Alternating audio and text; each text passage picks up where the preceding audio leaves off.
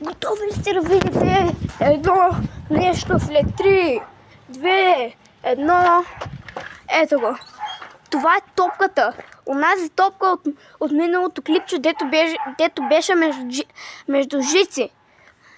Тя беше там някъде между уния жици, а пък сега е между клони. И това се казва легендарна топка. Винаги когато я ритнеш, отива някъде нависоко и се закача, примерно за клони, някъде на някое дърво. И ето я топката, легендарната топка. Айде, чао! Преди да свърши клипчето, сега кажете ми, това нормално ли е?